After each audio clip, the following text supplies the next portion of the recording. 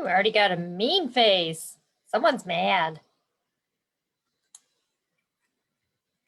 Hello. Oh, gotta put this on. I already got a sad face or a mad face here a moment ago. Ooh, sorry, I was 2 minutes late. Still trying to figure out the, it takes a few moments to jump from Zoom to Facebook Live. So it takes just a couple moments. So sorry, whoever's mad. Oh my goodness, a lot of you joining on.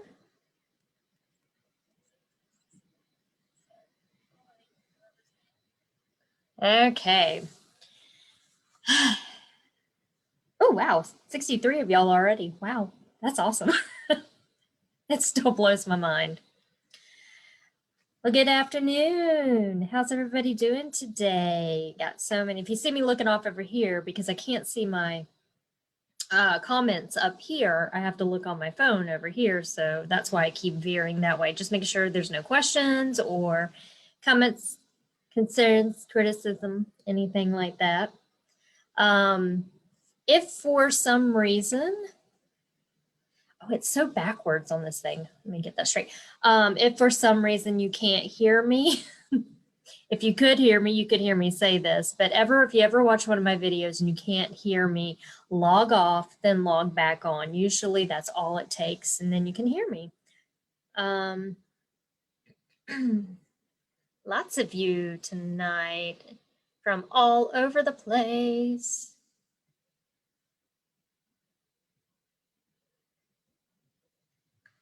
Alabama,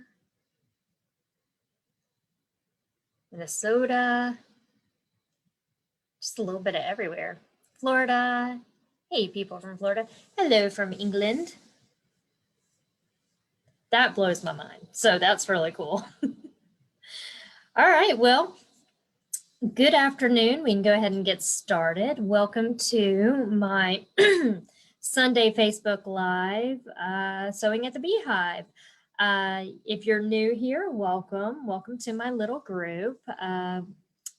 Hopefully you'll have fun here. I like to show people cool stuff to do with your sewing machine. And let me go ahead and get this out here. A lot of people have joined, and I'm so excited about that. And you may not have the machine that I use, but you can always learn something from someone else. So hang on and see if there's some useful information you can use in your, and I do a lot of embroidery embroidery career, not career, life, whatever the word is.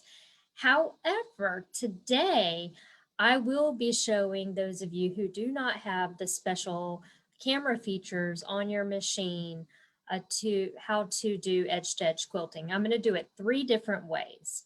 So today we are going to first start on the Baby Lock Meridian and Altair, or Meridian/Altair, and whatever's comparable to that with the brother machines, you'll be able to do this. I'm going to show you how to do edge-to-edge quilting on that. Then we're going to jump over to the Solaris, which is a different process. Now the Solaris and the Destiny, you can both do the technique I'm going to do on that machine.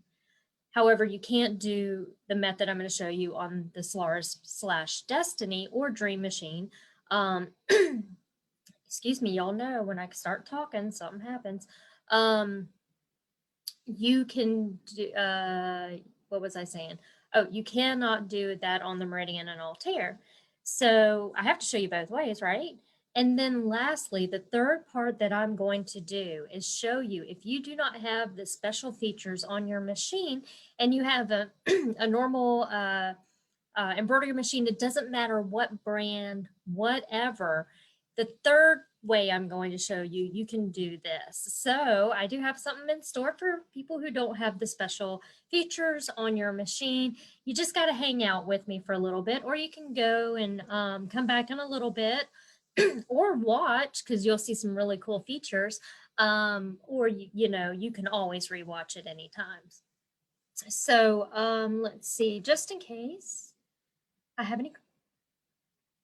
Yes, Judy, I'm going to do that. Judy Murray, yes, it's coming. I'm just making sure there's no questions, making sure everybody. Windy, Montana. Oh, Jane Parker says, Windy, Montana, no snow. Girl, it's freezing here. And when I say when I say freezing, we're in the 40s. That is freezing to us. So no snow either. Okay, let's see. I'm a little dressed down today because I'm wearing my special auntie shirt from my niece Micah. As you know, I became a great aunt this week. I can't believe that. And so I'm a little proud today. So yay, MJ is born. So that's why I'm a little dressed down. I thought if she watches this, because she does watch my videos periodically, she can see I wore her shirt that she got me for Christmas. Okay, couple things. Let's start out, and we're going to get started here in just a few minutes, but here's some information you might want to know. Yeah, Jeanette and Sebastian, I know it's freezing here in Tallahassee. Okay, this is something you'll want to hear about. I'm pretty sure you will.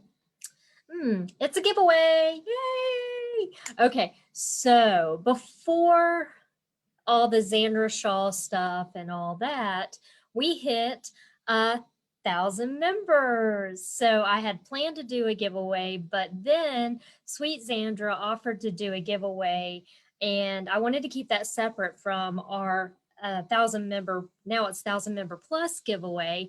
So that way, y'all would have two chances of winning something. Why not? Hello. So I am going to do a fun giveaway. And I decided that, the gifts are great. They're amazing. They're just not like huge, huge, huge. So what I decided is next Sunday, we will do a giveaway. And I'm going to give away 5 prizes. Yay! And I am going to show you what they are. 5 prizes. So there's 5 chances to win. And the way that we did it with the Xandra Shaw giveaway, it was amazing. All I did was put a post out there and asked you a question with what did we ask? What is your one wish for 2021? You all came back with the most beautiful responses. And then I just took everybody's name in that post and put it in to our little hat. Now it's a number generator. Thanks to Mike and Amanda and Lori from Mama's Boys Designs and Lori from Lori's Inspiration Collaboration. I saw how they did their giveaway and I'm like, genius. So I copied them. And so, yeah, let me just quickly show you what I'm going to give away. I have 5 different gifts and I'm just going to pull them up right here. I don't want to knock that off. That's expensive. So now some of these were donated, some of these that I had bought specially for you guys. So the first one is, I love this bag. It's, as you know, if you don't know, I'm a Baby Lock educator, so I have a lot of Baby Lock swag and I get to buy Baby Lock swag and I love it. So this is a cool shopping bag and it says talk sewing to me. And it's actually really, really sturdy and really, really cute. And the bottom opens up and it has this awesome strap. So that's going to be one of the gifts. Ooh, I love bags. I'm addicted to bags. The other gift, make sure that's in there. The other gift that was so graciously donated by my best friend, Hope Yoder. I have one of these on my key ring, and right now we need to be safe. This is really cute. She makes these door pull button pushers. So, and it says love to sew, and you put it on your keychain, and so you can, at the ATM or whatever, but you can also open a door. But the cool thing is right here, you can take, when you're just sitting around, you can take your iPhone and set it up on a table. I'm so wonky right now. Set it up on a table and it'll hold your cell phone up. So it's like triple dual purpose. It's really, really cool. So that's going to be one of the gifts. Thank you, Hope. Everybody say thank you, Hope. The next gift is some Baby Lock swag, of course, and these are really cool. These technicians actually, and I know you've seen something like these, but these are really strong because these are the ones that technicians use. And it is a bowl that you can put, it has a magnet on it, and you can put, you know, like your bolts or whatever. If you're working on a machine, that's for a technician. But you can have your pins in there. So this magnetic bowl, which is always great to have around, always great to have around. And then I'm going to also put a baby lock lapel pin in there with it too. So you get both of those. That's the other gift. The third gift, y'all know I have a friendship with a gentleman named Jim, and Jim owns Under the Hill Woodworking, and I absolutely love his stuff. Oh, where's my? It's way over there. Okay. He makes these amazing tools for sewing, and he has graciously donated 2 items for this giveaway. The first one is this really beautiful, I love his color. He picks the coolest colors.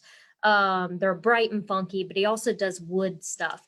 So what this is you open it up and you put your needles in there, and it has a little keychain. So if you're doing some hand sewing or whatever, you're traveling and you need to put your machine needles in there or whatever, this is so great and it's so beautiful. He makes these by hand.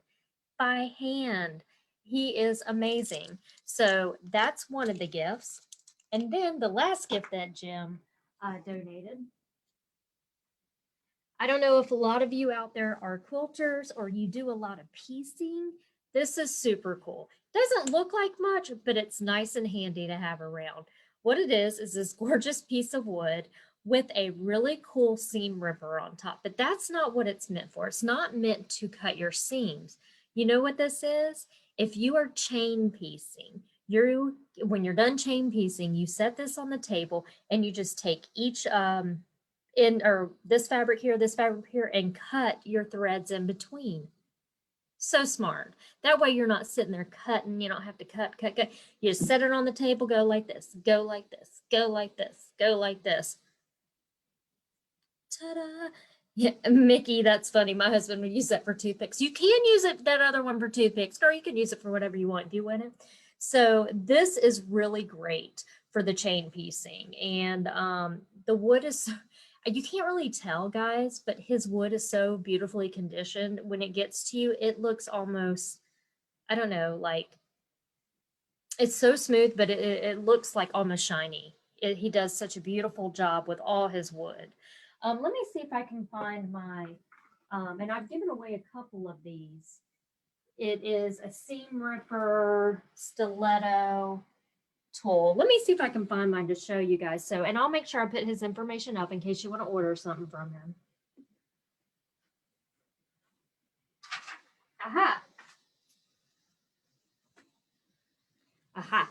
And you guys know I gave away 2 of these a few giveaways ago, and he was so thankful. He made a lot of sales, and I was so happy for him because you guys are amazing. However, look at my special one. It's wood. Is that not gorgeous? And so what happens is on one end, it has a stiletto, which I am the stiletto queen. I love using stilettos when I sew. And then the other end, let me put that in so I don't hurt myself. The other end is a seam ripper. And so I have 2. I keep one by one machine and one by the other machine, both of my sewing machines. So it's fantastic.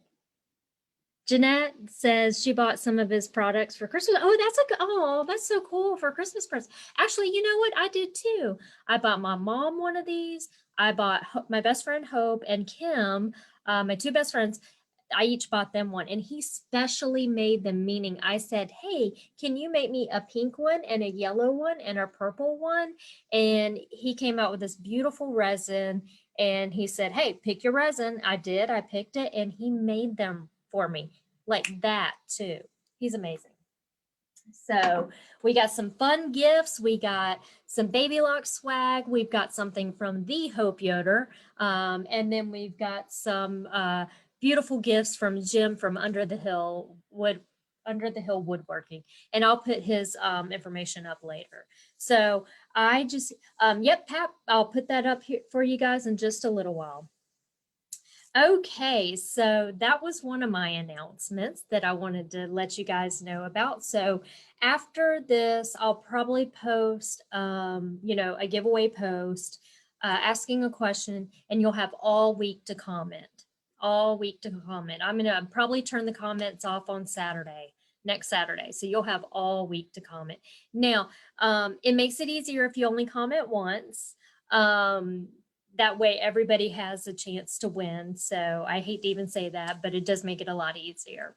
So thank you guys. Okay, cool. So let's get on to the next thing. Where am I? Here I am. Okay. So last week I mentioned that I was going to do another class for pay. And so the very first class I did was so much fun. We did these in the hoop bowl cozies that we designed inside of IQ Designer. And we had a blast, guys, didn't we? Y'all made some beautiful bowl cozies. I mean, they were just like, ugh. Anything I do show you guys, y'all like blow me out of the water. However, I thought I would do something fun, but it's going to teach you a lot of skills, especially if you have IQ Designer or My Design Center. Now, that is not to say that I won't have a special file for anybody who does not have those specific files, or excuse me, specific special things in your machine to do that. If you want to take the class, I will make you a file to take the class. But it generally goes over designing an in the hoop project using My Design Center or IQ Designer that is built into our machines if your machine has that. So this is the one I showed you last week. It's growing on me. So this is a little bunny, and everything is created in the hoop. So is that a thread? That's driving me crazy. Yes, that's a thread. Okay, so the entire thing was designed in the machine, even the applique, even the face, everything, the satin stitching, everything. Well, I was playing around yesterday and I'm like, well, let me make a fun one that reminds me of my friend Hope. And she'll know why here in just a minute if she's watching. But these door hangers are super cute. You can make one for baby, you can make whatever. But I designed this one, and I think this is the one we'll make together because it's just hilarious to me. So it says, shut the front door. So I thought that was really stinking cute. So what I do is I go over how to make this entire thing in the hoop. We add the quilting, we make our own applique, we use built-in fonts, we do it all. So if you have IQ Designer or My Design Center in your machine, you can design this along with me. Now, if you don't, I will have special files for you and you can take the class. Just know that the first part of the class will be on going through and designing it, which is really fun to watch anyways, because you're learning something new. Because in a way, if you have embroidery software, you might be able to follow along using your own embroidery software. I don't know. So super cute. I love this one. I just want to make a bunch of them and hang them around my house because to me, that's hysterical. Shut the front door. So yeah. So hopefully you'll join me for that. We are going to do that on January the 23rd. That is a Saturday.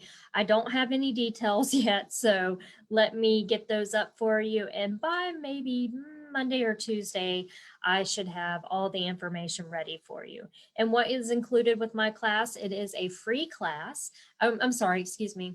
It is not a free class. It is a pay class. We're going to do $25 for the class. And that includes, a class with me. It is live. That's what I meant to say, a live class, and it will be recorded. You are in a special Facebook group. So you get a special link to that special group. I leave that link up forever. So if you bought the class, you've got the class forever. Let's see. You get the directions and all that with it too. I'll write out full directions for you and everything. So I hope you can join me. It'll be a lot of fun. So I kind of see something here, Renee. your group who mentioned she's a math teacher made some really cute and functional applique patches with multiple. She posted a picture. Do you know? Oh, you know what, Renee? I have seen those elsewhere. She may have gotten that design somewhere else. So I'm not quite sure. If you can, you could probably go back through our photos. If you go back through the photos at the top, it should show her picture should be in there. Click on it and see if maybe you can message her and see if she bought that design or if she designed that design. So Dory asked, how will we pay for the class? So this is what happened with my last one. What we did is I said, hey, if you want to take this class along with me, and I post my email, I say, send me an email. And this is the easiest way for me to do it right now because I don't have a website. When I have a website, it'd be so much easier. But what I do is when you email me and say, hey, I want to take the class, I send you a PayPal request, money request, and then you just pay that. I don't even think you have to have an account in PayPal to pay it. So you'll pay that, it'll let me know, and then I send you the link to the group, and then you're on the group forever. And it is a private group. Of course, Renee, anytime. Okay, Brenda said Brenda said she saw those patches, search Etsy. Okay. All right, one more quick thing that I want to do, because since we have so many new members and I thought this would be easiest to put it at the beginning of the video. Don't run away yet, we are going to get to it. Is quickly show you how to find videos in our group, because sometimes I might not see if you ask me to tag you into something. I get so many messages that I might accidentally miss yours, and I really apologize. So let me show you that. Now, first I'm going to show you on if you're watching on a computer, and then I'm going to show you if you're watching on a tablet. So I'm just going to quickly go over that because I've changed it up a little bit. So all the original members, y'all were looking for it one way, and now I made it easier. So let me do this. I got to share my screen here. Okay. Let's see if it pops up for you.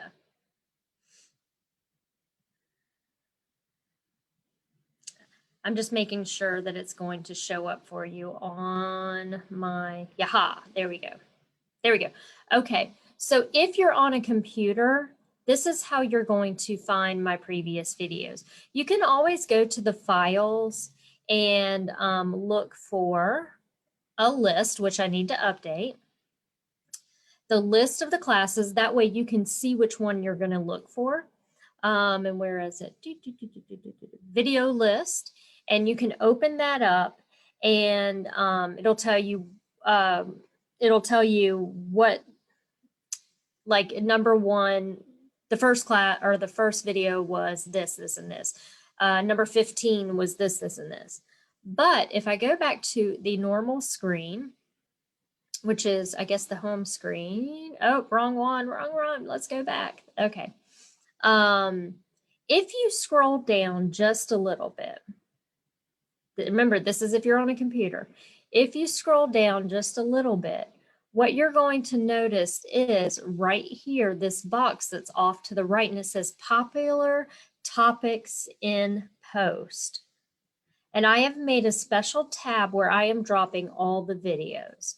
So if you go to that little bitty box right here on the right side of the screen, and you select Sunday Night Live, well, it says live there, but you get what we're saying. You tap that, and what it'll do is if I scroll down, it's going to have all the videos. Wait, let me go back. Tap that. What happened? It's making a fool of me. That's not all the videos. Oh yeah, that is all the videos. Hold on, I'm wrong. I just confused myself because I saw myself. Okay, so here I am inside of that topic. And you can see last week's was number 27, Fun with Shapes. And if I just keep scrolling down, you're gonna find all the videos. Somehow I missed making a number 26 video because I can't count, obviously. So I'll have to fix the numbers. So there was number 25, the holiday project, number 24, which is split monogram frame. And where I'm looking is right here in the video, and it'll tell me exactly where everything is. Now, I believe number 3 is not in here, so I've got to add that. There's number 23, there's number 22, and it'll go all the way down to 1. So super easy to find it. Now let's do that on a tablet real quick. I got to stop share. And let me go over here. Oh, good golly. How do I do this? Oh, I'll do it over here. Still learning the Zoom, guys. Okay, I'm going to turn on my camera. It is sideways, but I'm going to move my camera over to my iPad. So give me just a second. Yes, my room is messy. There she is. Let's make sure it's not upside down. Woo, that's bright. Let's make it where you can see it a little bit better. I'm going to go into Facebook, and I'll go and find my group when it decides to pull up here. I'm going to go right here where it said, or I'm going to, however you pull up your group to get to this page. Okay, so here I am. Now, like I said, I've made it a little bit easier. I'm going to zoom in just a little bit here. I've made it a little bit easier. So if you're looking on the screen, okay, here's my B. We look under down, there's the name. But if you look down below that, you're going to see something that says announcements, watch party, all that. You can take your finger and scroll a little bit, and you're going to look for the word topics. So let's tap on that. And then there's my Sunday Night Live. And there it is. So then I can scroll through. If I'm looking for number 15, so video number 15, let's scroll for just a minute. If you get dizzy, close your eyes for a moment. So what was 15? I can't remember. So 16, okay, here we go. 15, patches, yay. So there we go, I found number 15, and now I'm ready to move on. I can watch that video whenever I want. So hopefully that helps some of you to find the videos. Again, if you need help, you can always let me know. However, if you ask me to tag you and I don't get back to you, it's probably because I somehow missed that. So I do apologize. Okay, so thank you, Georgianne. Georgianne.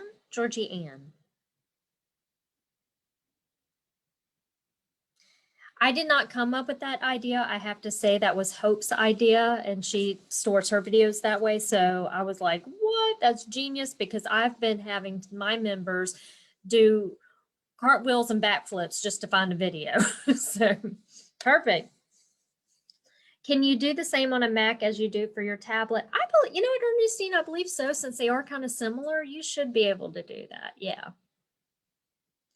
Okay, it's Georgianne. I'm sorry. I'm Southern. We don't speak right. Okay, so, okay. Thanks, Georgianne. I appreciate it. Okay, so let's talk about what we're actually here for. Okay, thank you for waiting through all the announcements. I appreciate that. So let's talk about edge-to-edge quilting, something that's really near and dear to my heart because I am a quilter. That's how I started out this whole gig. However, I'm a terrible quilter. I'm a great piecer, but I'm not really good at free motion or ruler work. For some reason, my brain and my hands don't connect that way. But I can make myself look really good by using the embroidery side of my machine. Hallelujah. Love that. So, and what I mean when I say edge-to-edge quilting, where did I put you? There you are. Okay, this is one of my favorite things I've ever done. But it's a tool. This is my teaching tool if you're in a class with me at the shop. But see the all over quilting there? Of course, that's not hand done. That's not done by a long arm quilter. That's all done in my embroidery hoop. And it is really what it is. If I fold this here and here, let's just pretend here, this is basically one block or one motif. And then you connect it to the rest of the motifs. And, you know, sometimes that can be pretty tedious. Now, how do we do that? Well, there's some great techniques that you, or some great, techniques that you can learn to do that. If you have, you know, the Baby Lock or Brother comparable machines that have the built-in camera capability or the scanning capability, that's going to help you tremendously. If you don't, I've got other tips for you a little bit later. But let's talk about those designs. Now, there's a couple built-in designs into our machines that work really great. You can purchase these designs out there. Just be careful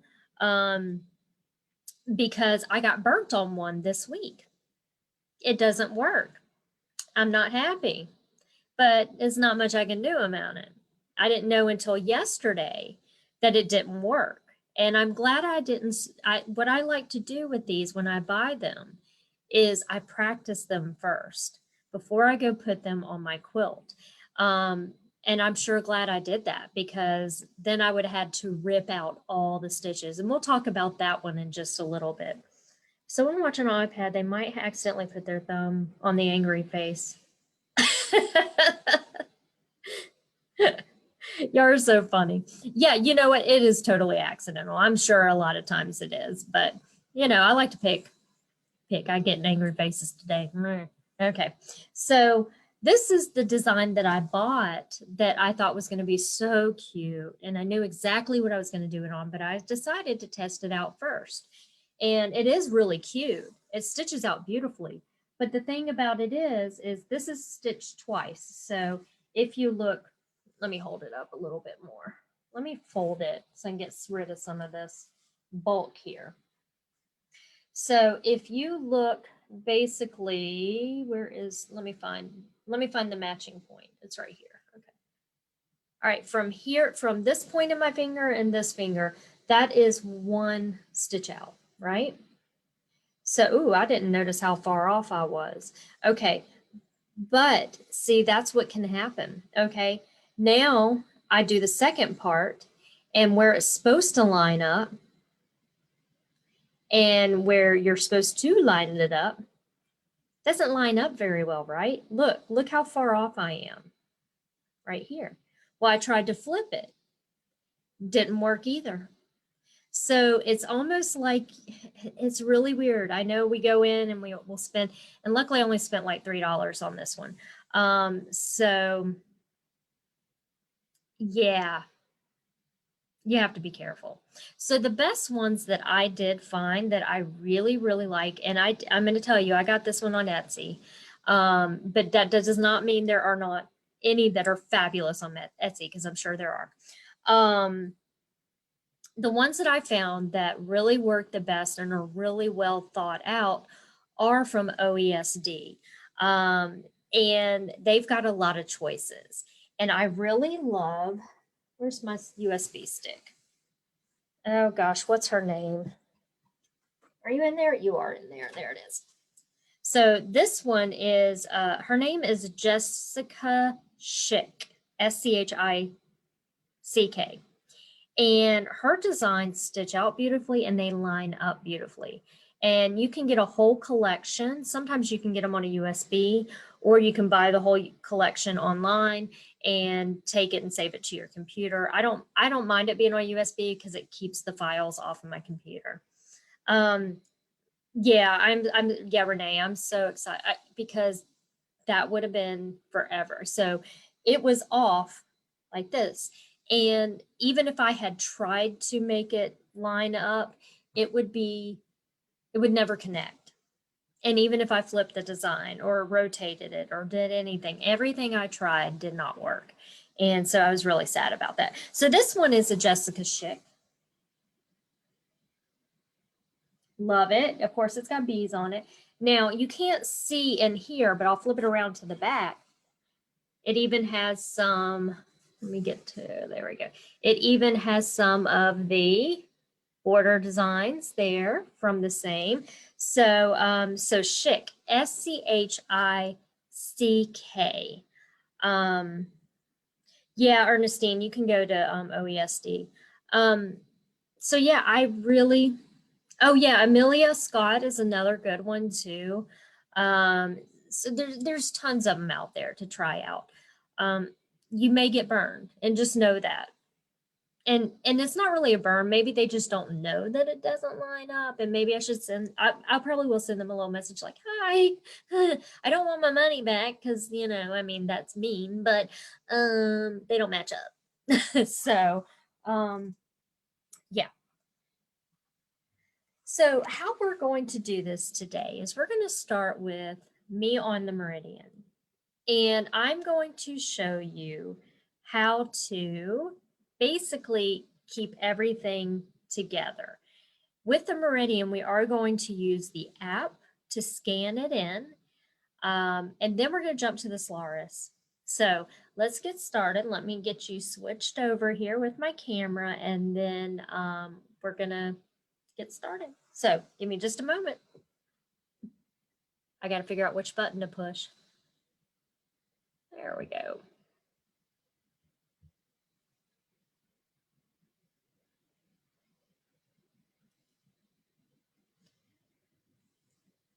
Anna, good question. I'm going to talk about that. I will talk about that. So Anna's asking, how do we stop and start it so I don't get all the little knots? So I will talk about that.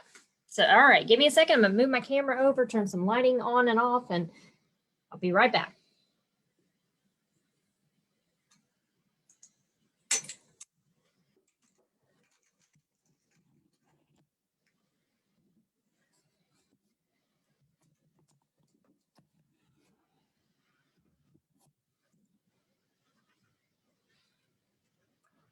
I'm going to move my camera real quick. So I'm so sorry if you got dizzy from that, because that would have made me dizzy. Oops.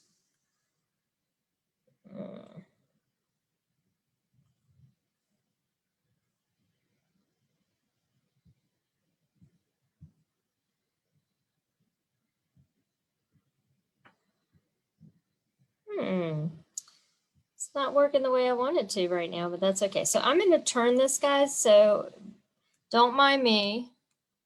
Just going to have to zoom out a little bit like this.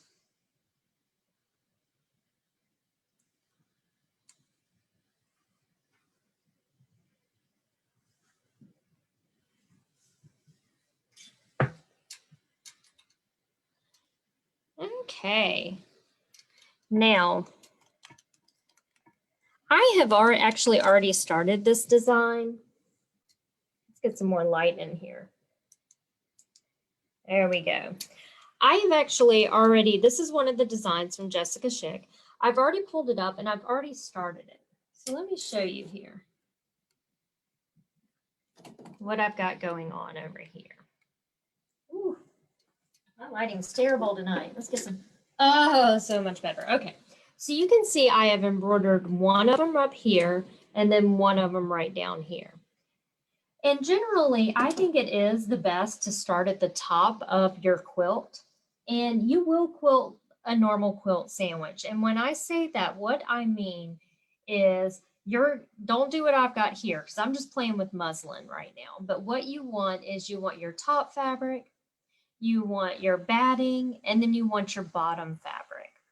So you're going to treat it just like it's a quilt. You don't need any stabilizer. You're good to go on that part. You don't have to worry about that. So I've stitched out 2 already, and now I'm ready to move on to the second one. And all you have to do, guys, is pull up the design in your machine, which I already have here. So let me put this. Okay, so I've already pulled up my design there. And we're going to talk about some tools inside of here to help you get it all straight. But the first thing that I really need to do is I need to take my hoop over to my cutting surface or to my wherever I want to rehoop it at and rehoop. So basically you're going to be taking this and moving it up. So if you have a magnetic hoop, this is a great time to start using that, right?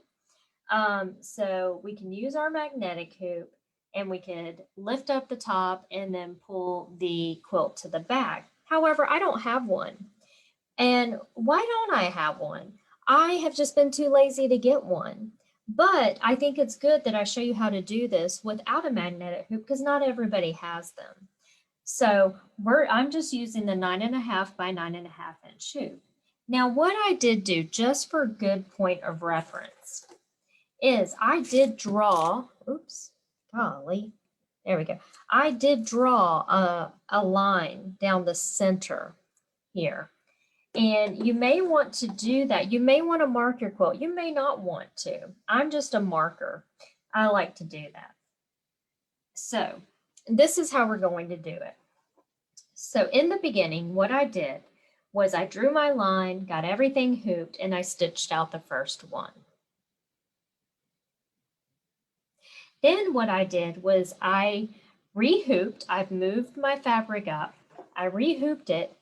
I took it to a flat surface and I used the app to take a picture of what's in my hoop and send it over to the Meridian. So if you have a Meridian or Altair, you have a very special app that you can take a picture of what's in your hoop because of these great little sensors right here and shoot a picture over. And I'm going to show you how to do that here. So I'm going to take this over to my flat surface and I'm going to bring you along here just a moment.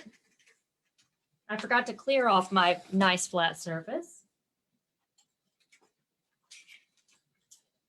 So let's make sure we do that. We have a nice flat surface so we make sure we don't have any trouble.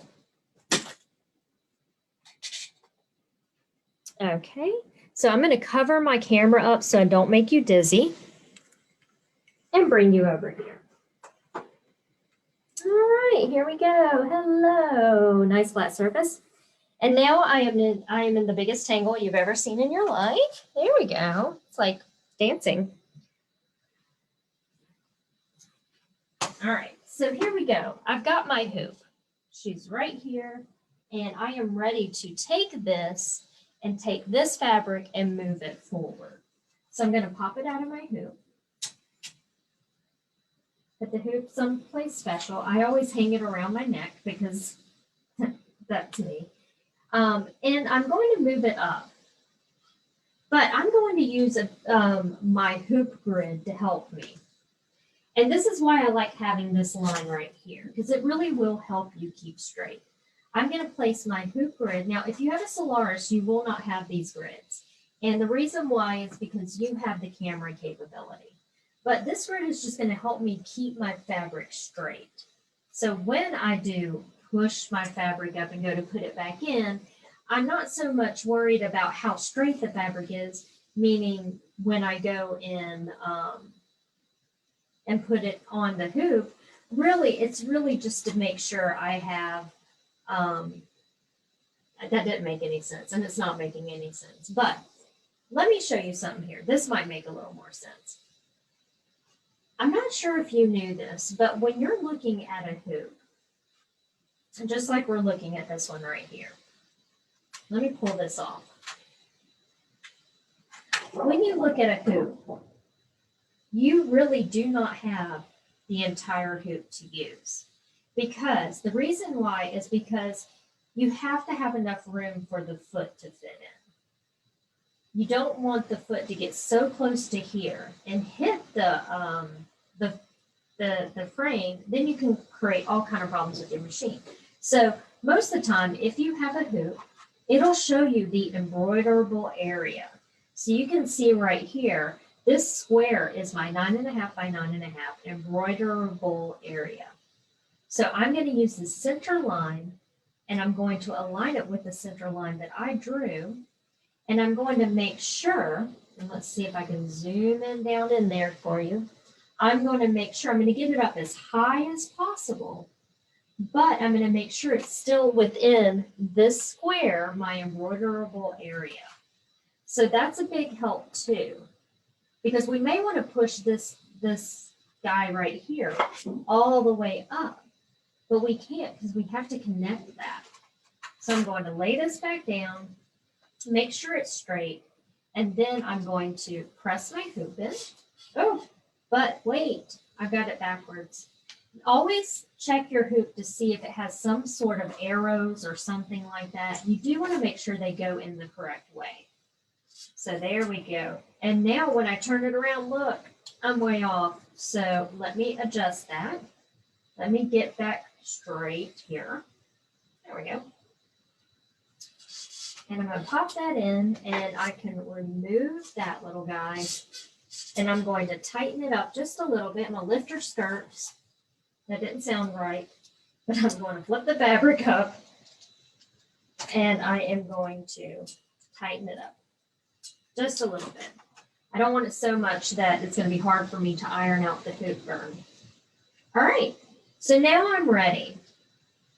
What I want to do now, and I can't see your questions just yet, guys, so give me just a moment. What I'm going to do now is grab my iPad, and I'm going to look for my IQ positioning app, the black app that looks just like that. Now I'm going to make sure mine is connected. Mine will go back and forth because I use a bunch of different machines. And what I'm going to use for the positioning is this right here. We're going to use the photo frame right underneath embroidery for easy positioning. I'm going to tap on that, and it's going to tell me what to do. It's going to say, hold your smart device, this is my smart device, parallel to the embroidery frame.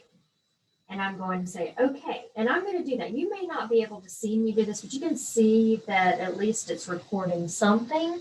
So I'm going to hold it straight up. It's going to count to 3 and take a picture once I get it where it should be. Okay, so it took a picture. And then what I'm going to say, do is say send to the machine. I'm just going to tap that. It's going to send it. And it says, okay, Anna, I sent it over to your embroidery machine. So now what I want to do is take this and slide it onto the hoop first, because it's going to yell at me if I don't. So I'm going to take this over here and slide it over, and then I'll bring you over.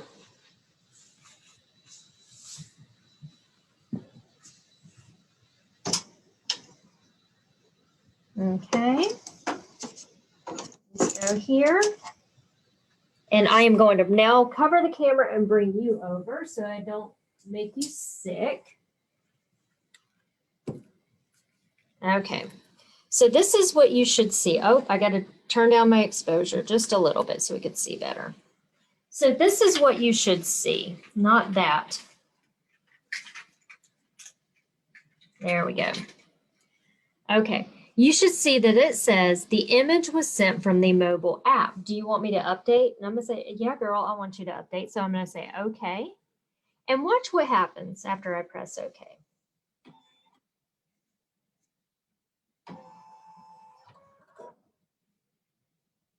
There it is. So there's my design. Can you see it on screen?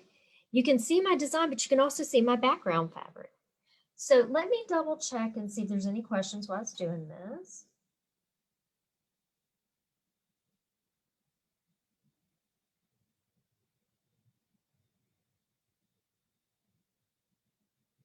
I just want to make sure. I think I saw something.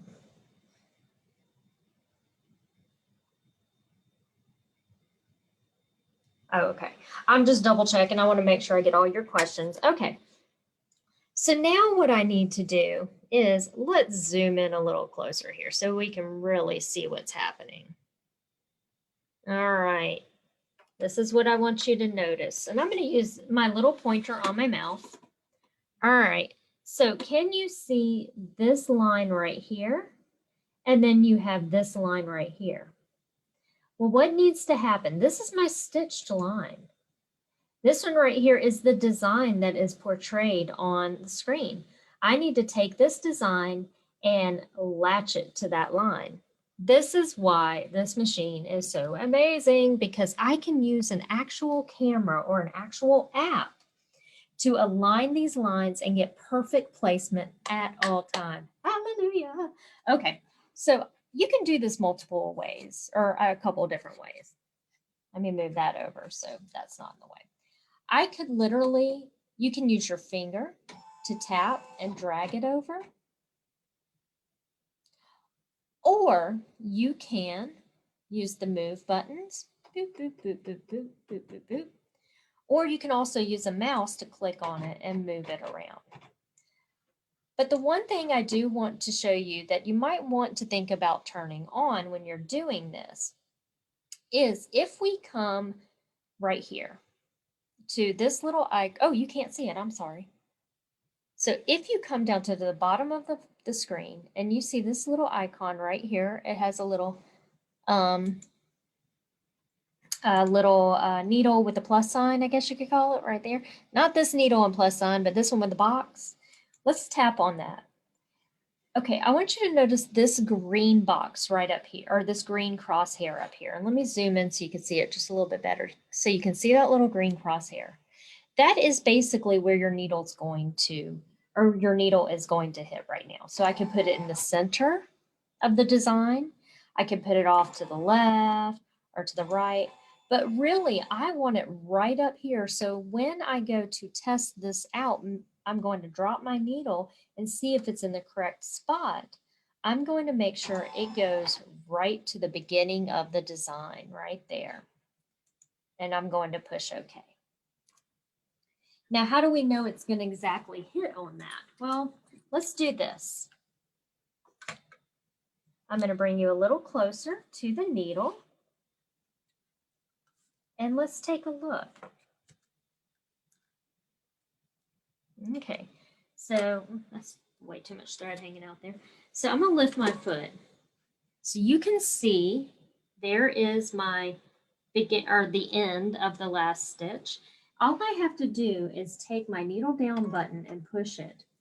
And it is hitting exactly on the end of that stitch. So I'm actually pretty good. But this is a dual purpose. So what I can do is I have a long string right here. Now that I have my needle down in there, I'm going to push my needle up down button again. I'm going to take that and look what I'm going to do. If you're a traditional quilter, you do this. You take and you pull that. I lied. Let's try that again. There we go. I'm trying to pull up my bobbin thread. And my bobbin thread might be cut a little too short, so it's just not coming up to the top yet, and which it is. So in order to get that up to the top, if you're having problems getting that thread up to the top, just take your hoop off and then take your bobbin thread out and slide it through like this. Just don't cut it. Slide it through, drop your needle, roll it down, and now what I can do is see it and I can pull it up. Ta-da! Now, why am I doing this? As a traditional quilter, what you want to do is to be able to hide or bury your threads. You don't want the little knots that happens naturally in embroidery.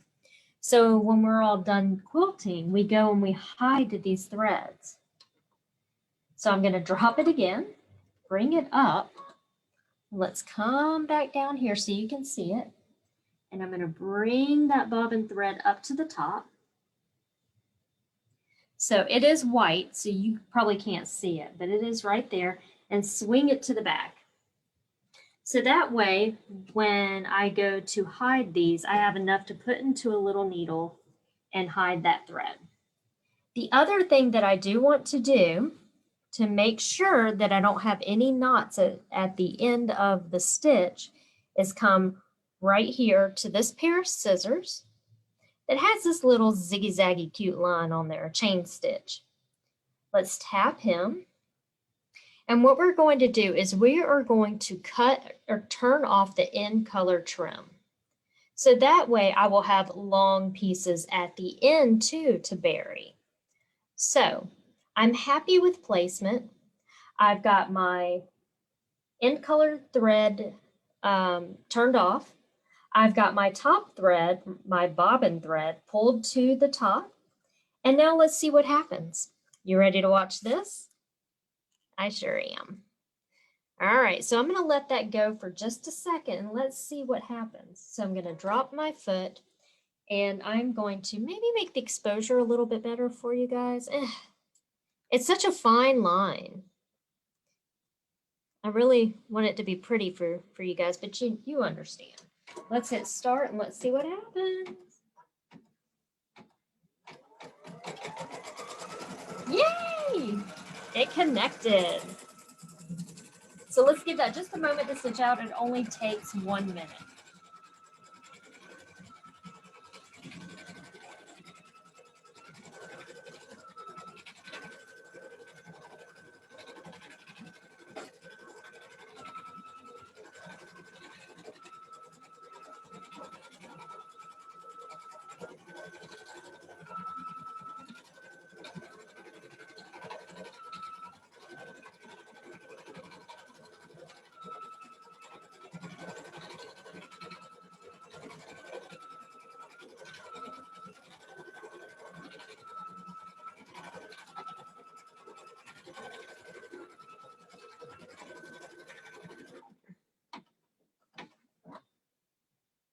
All right, so do you see it just stopped? Now, normally in embroidery, we would hear, I don't know the noise, and then it would cut the thread, right? We don't want that to happen. So what I'm going to do is take my needle up down button. Gosh, that's so dark. There we go. Oh, hit the right magic combination. I'm going to lift that. And then what I'm going to do is, you see how it pulled away? That's perfect for me. I want to grab a pair of scissors, which of course I don't have handy. If you're new to the group, this is normal. I'm always losing stuff. Sharp stuff hurts me, and losing stuff is pretty much the norm. Okay, I've got my top thread. Now I'm going to slide this out. Oops, I got to lift the foot, don't I? Slide this out, and I can flip it over and cut the bobbin thread down here. And then I can go and bury these. Oops, let's see if I can get you in view here. Then I can go and bury these a little bit later. So that's how you do that, where you don't have these little knots. Now, someone just asked, do you stitch? Do you stitch on the front or back of the quilt? Jeanette, you would want to stitch on the front, but I've got a few tips about that, so I'm glad you asked that. Judy, you're not a quilter. You do good. You do beautiful stuff. What needle do you use? Sorry. Oh, you know what? I am using a regular 75 embroidery needle. Great question, Carol. Thanks for asking that, because I would have forgot to tell you that. I am using a regular 75 embroidery needle. Okay, so let's do this. Let me just jump back to me. I wish you guys could see how tangled up I am right now. It is hysterical. Oops, that's the wrong button. Integrated webcam, that's me. Start video. There we go. Oh, hey, hey. Okay, so great questions there. Let me grab the hoop. So now what I would do is I would repeat that process all the way down. I would just go down, down, down until I can't go down anymore. Now, if you come to, let's talk about doing this. Let me grab that poor, sad little quilt. I want you to think about embroidering quilt motifs just as you were taking it to a long arm quilter. What they're going to ask you is make sure that your back and your batting are larger than your front piece. They're always going to tell you that. And how many inches is whatever. But I always make sure that my back and batting are a few inches on each side bigger than my top piece. And the reason why is because when I go to hoop this, and I'm trying to really get to the edge, really I should have started this up way up higher, but I have all this material right here to latch onto in my hoop. Okay. So make sure that your backing and your bottom piece are bigger than your top piece. So your top piece will be the one that you stitch on or have face up. But can you quilt in the hoop embroidery style with cotton thread? You can. Yes, you can. And you can put that in the bottom as well. You may want to slow your speed down a little bit, but I just generally use embroidery thread because it's shiny and pretty. Now, can I put that embroidery thread in my bobbin when I'm doing this? Absolutely, you can. That's what I did with this one. So this is actually the back. Here's the front. So yes, you can do that. I don't think there's really any weird stipulations to that. Just be careful. Make sure your bobbin is wound nice and tight, you know, like normal tightness. So there's nothing special you need to do. Oh, Patty. Let's see. All right. So here we go. Allison. So Allison, yes, ma'am, you can. Oh, I'm glad. I didn't even know you were asking those questions. I'm glad I said that.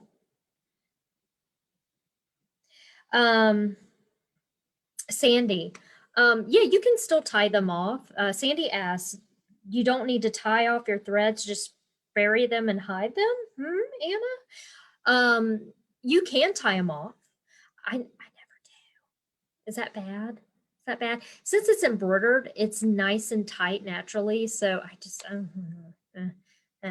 I bet if there's a purist on here, a quilt purist, yes, you need to knot it and then hide it. Okay. How do I always miss the beginning? Oh, Sunday lives always start at 5 p.m. Eastern. You're in Central Time. So that would be 4 p.m. Eastern. Yes, it would be 4 p.m. Eastern for you.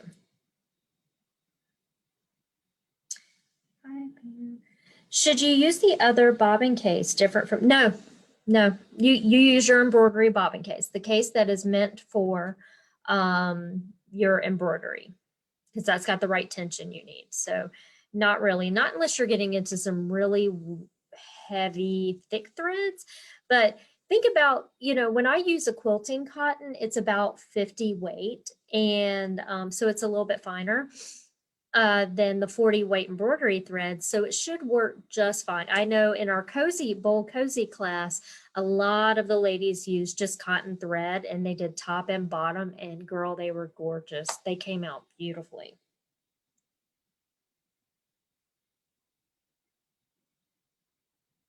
So Jeanette says she cuts and seals with Freight Track. That's a good idea. Do I have any? Sherry, I'll be honest with you. Almost sounded terrible there with you. I use a lot of Floriani thread. It's just what I like. It has a beautiful sheen to it. It's really, really pretty. And I really like Isocord as well. And the Madeiras are really nice as well too. So that's what I would use if you're going to use the embroidery thread. I'm happy with those. How do you bury them? Edward, I could show that at the end of the video, or at the end when I'm done, how I do it. I might get fussed at because it's not perfect. But you know, I can show you all that in a little while too. Just remind me, Edward, remind me, because you know I'll forget. Okay, Bev, great question. Okay, this is always, so Bev asks, do I start in the middle? Do I start in the end? Do I start in the top? Where do I start on this? Well, you always want, whenever you're quilting, you always want to start in the center of the quilt. So just regardless, center of the quilt. We want to quilt from the center out on both sides. that keeps the quilt from shifting. But where do you actually start putting the embroidery or the quilting design?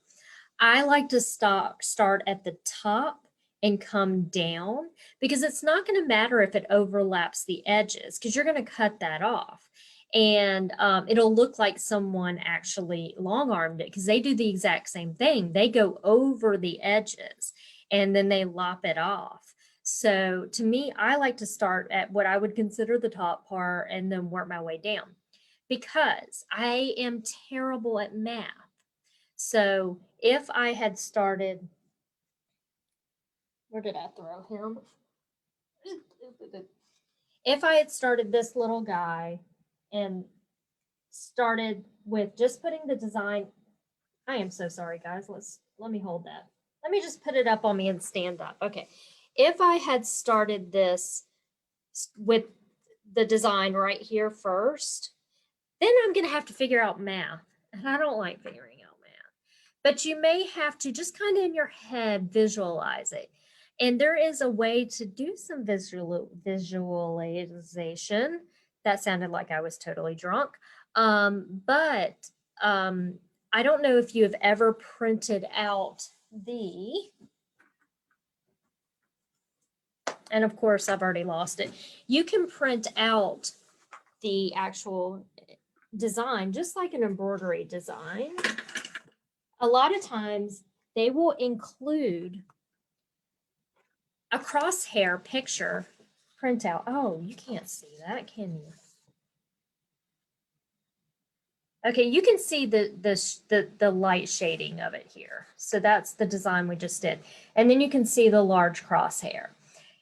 And so what the deal with this is I can cut this out, or I could just do it on some regular paper and cut it out and then line them up and kind of get a visual of where things need to go. And then that way, you know, I'm going to show how to use this in a little bit later. But yeah, you can use a template. It's great. So yeah, when there's a million and one things to do something, I hate to say this is the way you should do it, you know, because it might, yeah. Yeah, thank you. Thank you, DM. Okay, let's see. Okay, but let me jump back up to your question super quickly, and then we're going to get started on the Solaris version, and then we're going to do it if you don't want to use any of the cool features, or if you don't have a machine that has these special features.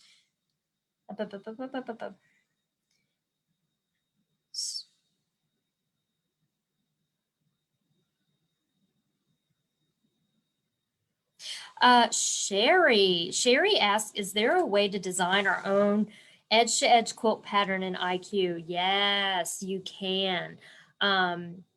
If you want to hang out after, you know, I can show that, remind me, I can show that when I'm done with everything really quickly. But Mike at Mama's Boys Designs has a great video on that. But yes, you can. It's very pretty too. Okay. BFC thread. I haven't used Patty BFC thread. I'm the worst at sandwiching. Any suggestions? Lay it on the floor. If it's a big quilt, tape that back piece down. I use spray based. I only use 505. I don't use any other spray based dory and I only lightly mist it onto the batting. I lay the batting down on top of the back piece. I then lightly mist the front part of the batting, and then I smooth out the top piece. How do you avoid not going in a straight line? Yes. Oh, Jeanette, it's hard to see, but I did have a line on that. It was a blue water soluble line, and that keeps me straight. Yes. And less bulk in the heart of the machine too. Yes. Tape the project. Yep. DM, thank you. Templates. Yes, girl, templates. How do I do the left and right quilting? So you're just going to, first you want to measure the design. So let's say it's 3 inches. And you're going to move over and you're going to visually just kind of see, like, that's why I think you know, printing out the templates are so great, because you can cut out the template like almost as close as possible to the design, and you can lay it right next to it to see how far apart you want it. So that's how I would do it. I would, you know, lay it next to it and then just start going down the next side. But this is what I would do. And this goes back to general sewing in general, especially if you're an heirloom sewer. If you've ever done tucks, in sewing tucks, they're really beautiful. You start in the center, and then the next place you go is to, usually I would go to my right, but I wouldn't keep going to the right. What I would do is go, and this is how I would do it on a quilt too. I would stitch my center down first. I would now go to the right. Then I would go to the left. And then I would go to the right. And then I would go to the left. That's going to keep everything kind of nice and smooth. Going this way can I don't know what it can do, but in sewing, it can cause problems. So I like to go center, right, left, if that makes any sense.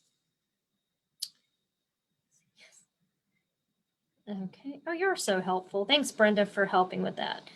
Larson told to always use white bobbin thread in the bobbin. Okay, Lynn.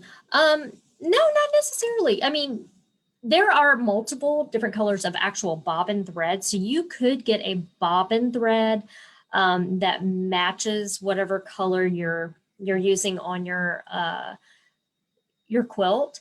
However, you can, and I promise you, you just may not want to do this for heavy dense designs.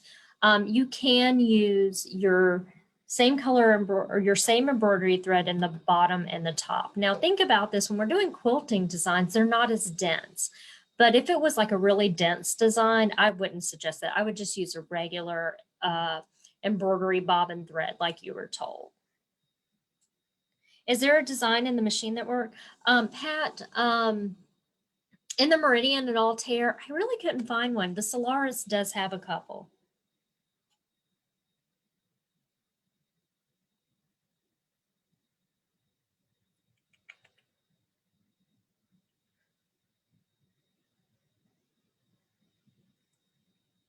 Okay, did the designs line up? Okay.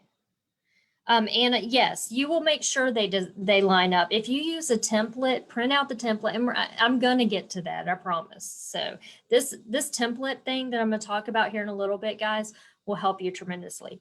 Okay, so let's move on to the Solaris, because this is a really cool technique. And if you have a Solaris or a Destiny or a Dream Machine, and the comparable to the Solaris, I always get confused, it is the Luminaire. You can do this. This is so nice. I really like this feature.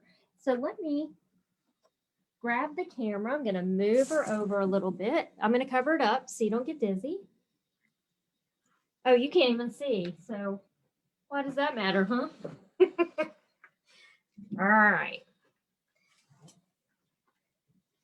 Okay, let's switch you over to the Solaris. There she is, Miss America. But I have to turn off the lights in the background. I should know better than that.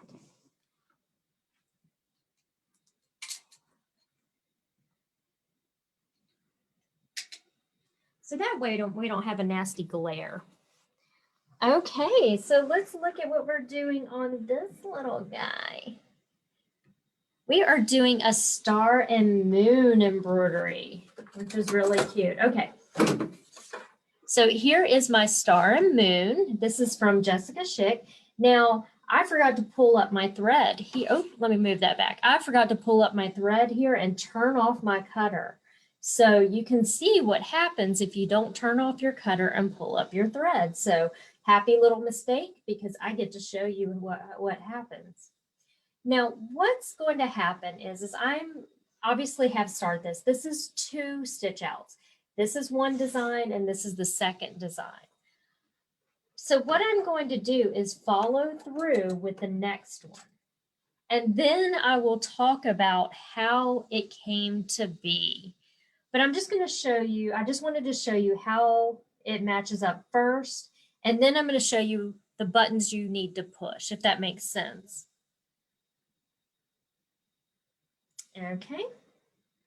So let's come back to our screen. And what we're going to be using for this is something called pattern connectivity. It is a special button that is in the Solaris and the Dream Machine that you can, and Destiny and the Dream Machine and Luminaire, I believe, that you can use. So I've already chosen my design. I have stitched it out. This is the stitch out over here. And it's going to ask me a question. It's going to say, okay, to connect next embroidery pattern. That's because I have selected a special button. And like I said, I will show you how I get to that in just a moment. But I want to do the stitch out first to show you. So I'm going to say, okay. And it's going to tell me at this time, do not remove the material from the frame, press the OK key to select the next pattern. What it's going to do is use the scanning ability inside of the machine and the camera to help me align the design. So I'm going to push OK.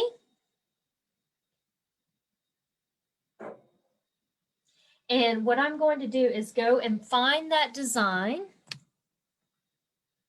And of course, I have lost the USB stick. Here it is. Let's put that USB stick on here. You do have to pull the design up, but it only takes a second.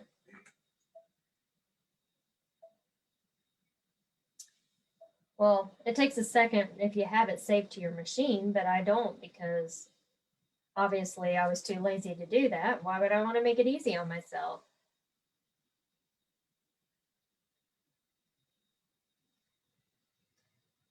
Oh, I know where it's at. It's the very first one. Here we go. So there she is. There's my design. She's so pretty. Okay. Now I want you to notice, I want to see if anyone can notices something weird on my screen, different than normal. So I'm going to give you a second to answer that question.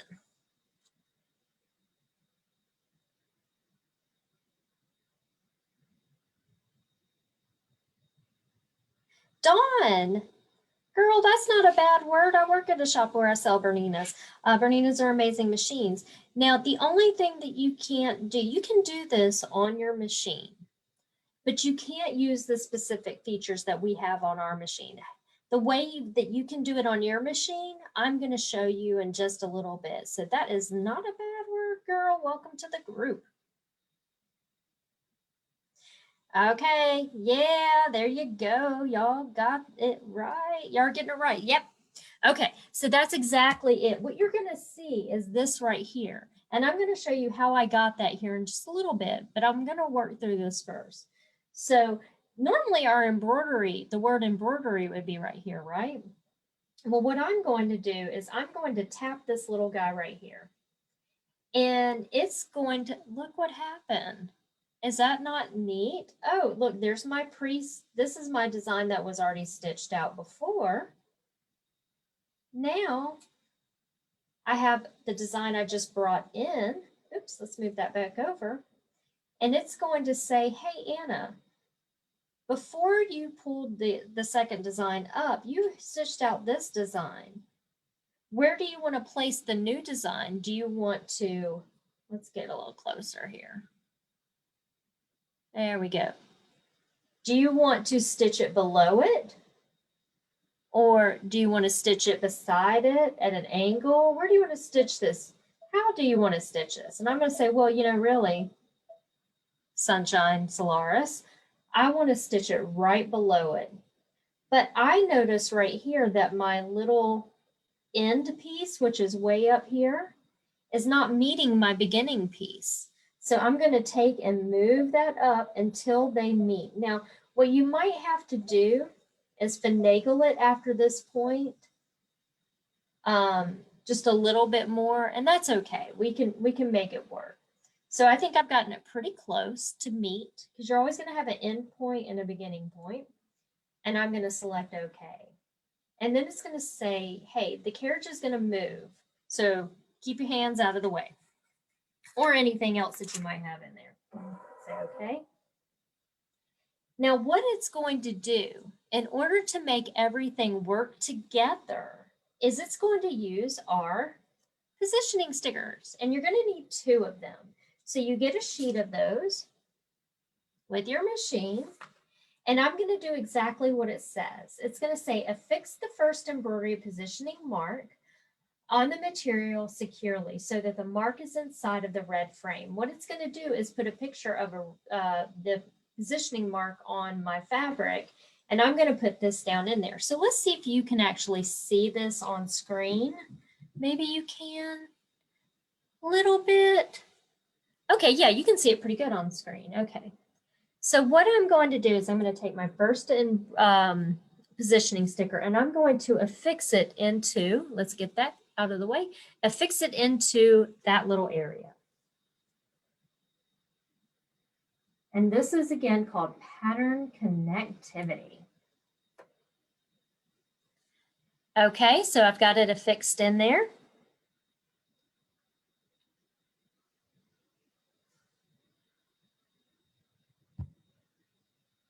Okay, next what I'm going to do is I'm going to come back to my screen here and I'm going to hit scan.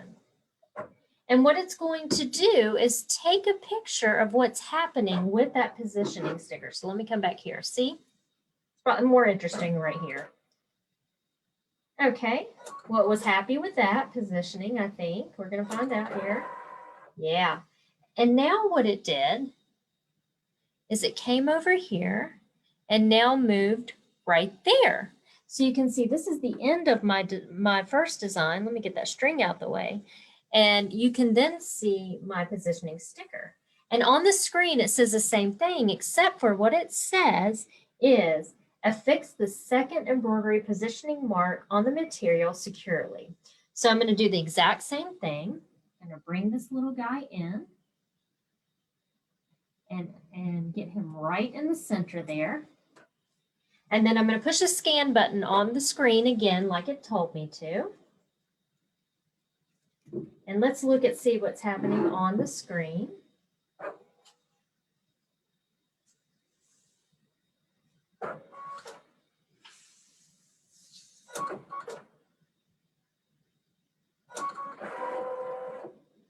Perfect. Now look what happened. See, what it's telling me is it says, do not remove the hoop. The embroidery, excuse me, do not remove the embroidery positioning marks. So those stickers I'm leaving on, okay? Please rehoop the material so the next pattern and the centers of the 2 marks are in the embroiderable area. So I still want to keep these stickers inside of the hoop, but I'm going to move my fabric up. And I'm just going to do it on here since I'm just kind of, this is kind of a throwaway little thing. I'm going to actually unhoop here. I'm using a 10.5 by 10.5 and pull this out. Now you may not want to do this at home, but this is for teaching purposes. Or if you are confident, girl, you can do whatever you want, right? Okay, so I'm going to move those up, and especially if you're using a magnetic hoop, you can do this. I'm going to take my hoop, and because I have these stickers, I don't really have to worry how cattywampus I get with this. So hopefully I am in the embroiderable area. Let's make sure that's open.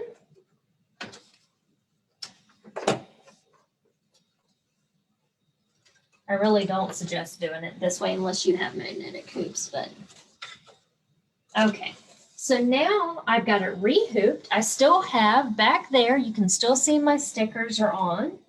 And now it's going to say, okay, Anna, let's scan. I'm going to scan.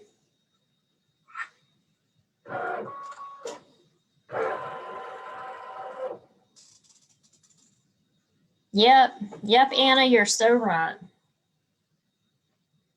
Okay, so we can see on the screen what it's doing. It is scanning those little positioning marks. And the positioning marks are great when doing easy position. Now look what it's saying. It says it can't recognize the hoop, the positioning marks, probably because I have them too high in the hoop. So I'm just going to pop this off again, and I'm going to pull this down just a little bit more. Sometimes we just got to do what the machine tells us to do. This machine is the boss of me, by the way. She is a bossy little angel. So I'm going to hit scan again. Yeah, Dawn, this is a 10 and 5/8 by 10 and 5/8. The Solaris also comes with a 16-inch and 16-inch by 10 and 5/8 hoop. So they're really big hoops. They're nice. They're nice to have. And they come with the machine, which is really nice too.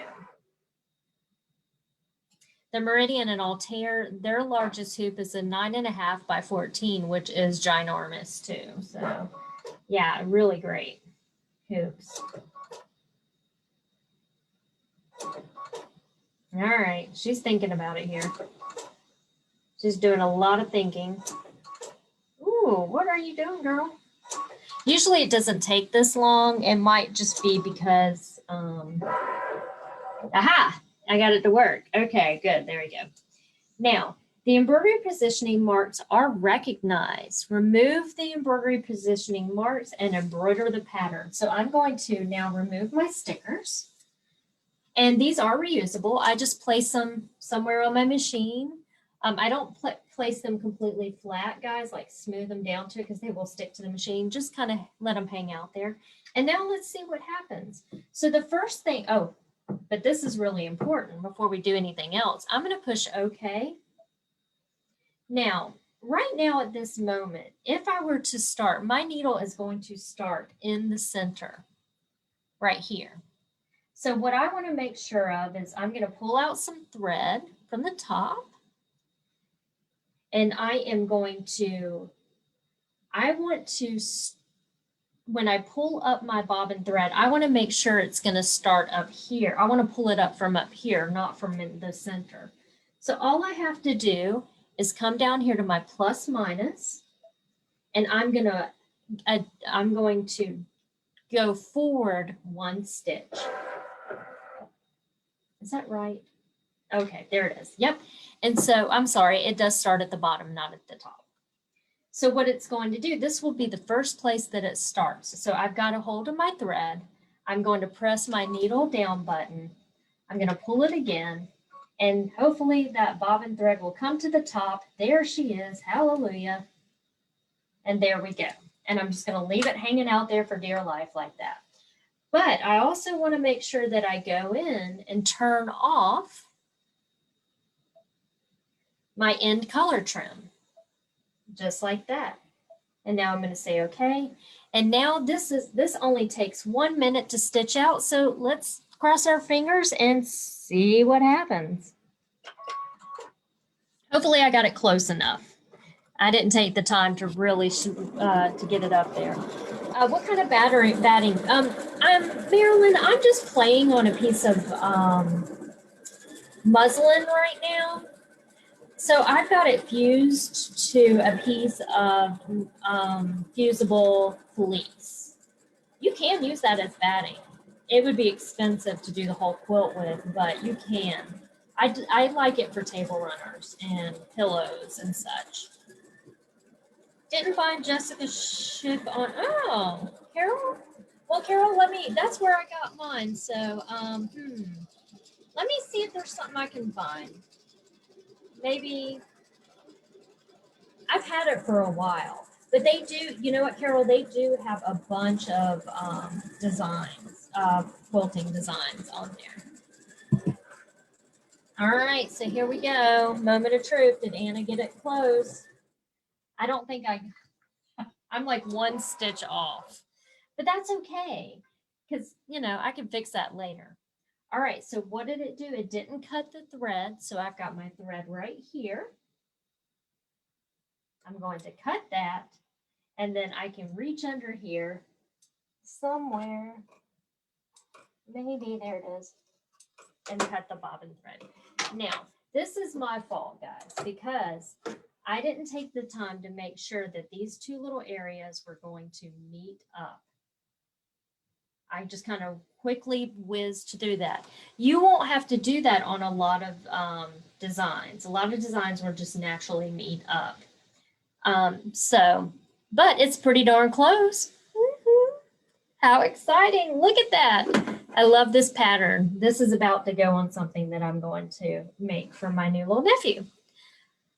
Okay, so pretty cool feature. Now let me show you how we even got to that feature.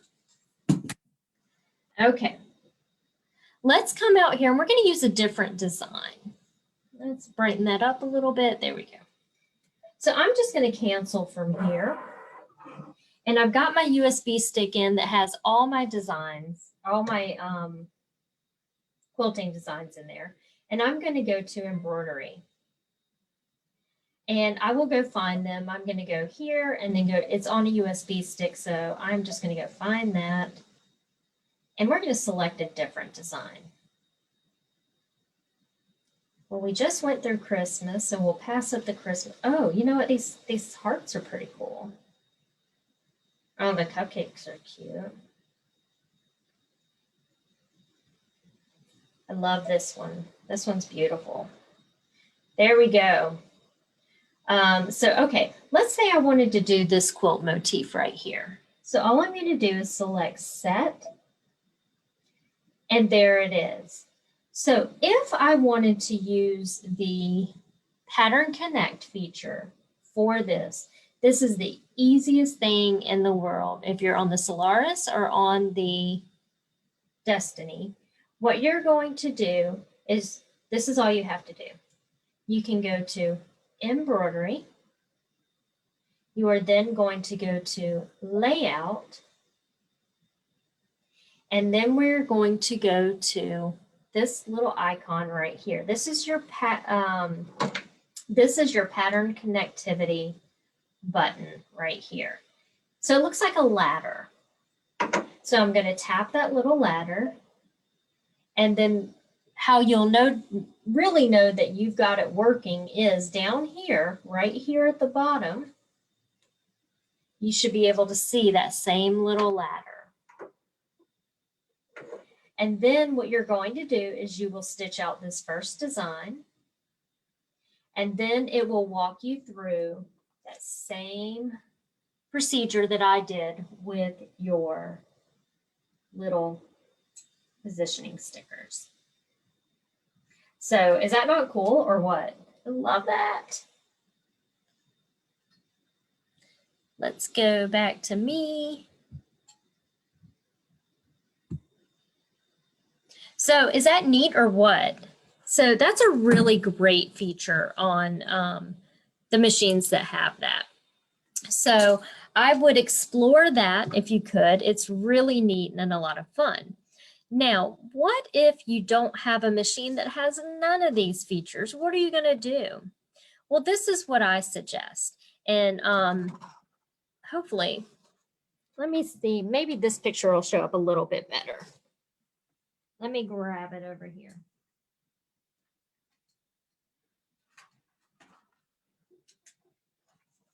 Okay, I think this might show up on the camera a little bit better. Okay, so have you ever bought a design and included with the design is something that might say directions or color chart or something like that? Well, you want to look through those and see if this came with your designs. I know when I was underwriting and doing all that, we always included these with our designs. And most machine companies should, because it's very helpful. I'm sorry, most embroidery design companies should, because it's very helpful. So what it is, it's an actual picture of the design. Usually it is, well, it should be the exact same size of the design that you're going to stitch out. And it should also have, my light just adjusted, it should have a big crosshair on it, and then the design itself. So if you don't have that, if it didn't come with it and you have embroidery software, usually you can bring it into the embroidery software and get this printout. So it's really super neat. So I'm just going to check real quick.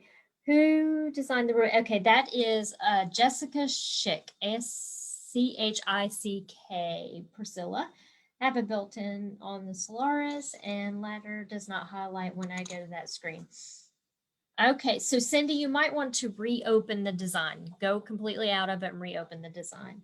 Can you change the size of the motif? Yes, Lorraine, absolutely. You can. You can do whatever you want to the design. Yeah, of course.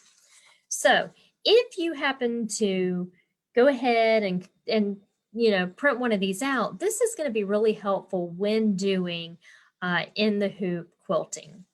I'm gonna grab a pair of paper scissors. And we're just going to cut this out. And I'm going to cut it pretty close. I'm not going to cut it right on the line, but I will cut it really close. Because I still want to be able to see that crosshatch, number one. But I want it to be close enough that it's going to give me the right idea of how it's going to look. So quickly cut this piece out.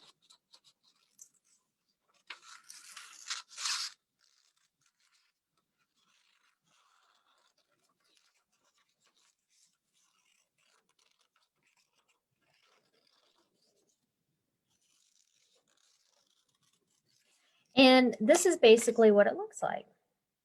So I can still see my crosshairs in the center, and I can still see the full shape of my design. Now I can use this on a piece of paper, or okay, Jeanette, good question. The crosshair will not show up on your design. This is only for printer purposes. So no, it'll never show up. And if it does, there's something wrong with that design. Okay. Now I have the same design that I stitched out on the meridian over there, and it's a little bit lighter on this paper, but I'm going to do the same thing. However, let's talk about this paper. This paper is called template paper. And what it is it has a printable side and a shiny back side. But if I lift up one of the edges, if I can do it on camera without making myself look like a fool.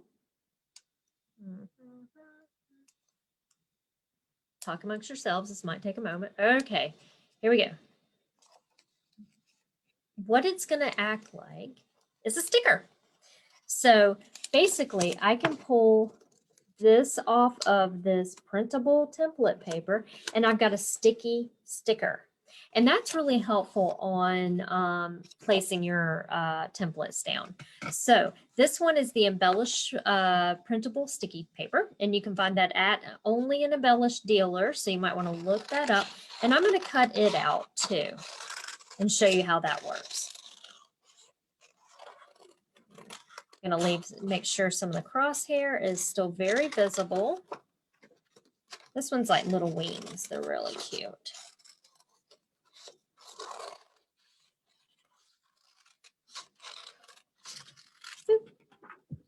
And now I have my little design. You can see the crosshair really well. You can't, for some reason it stitched. I'm such a sewer. It printed the design a little lighter, but how do I get this paper backing off? That's easy. I'm just going to grab, and I'm going to score the back to remove the paper. Scoring basically means just cutting one of the papers, not two of them. And I didn't do a great job, but you can reuse these. That's what's really cool about it too, because you use it until it's lost its stickiness.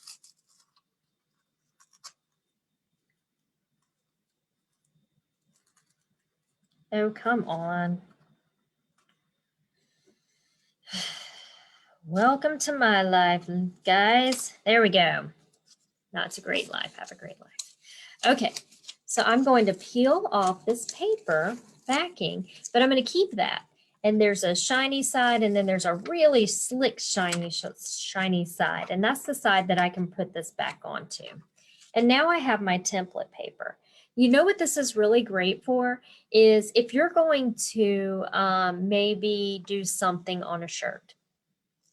And you go to the mirror and you're like, where do I want that on my shirt? Do I want it here? Would it look good there? Okay, maybe not, maybe not.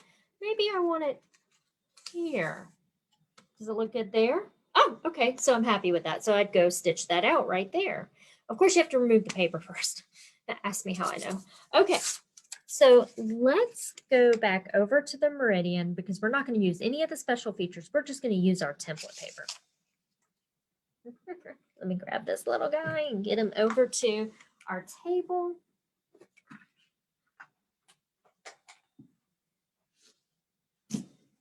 And we are going to pretend, let's get this over here.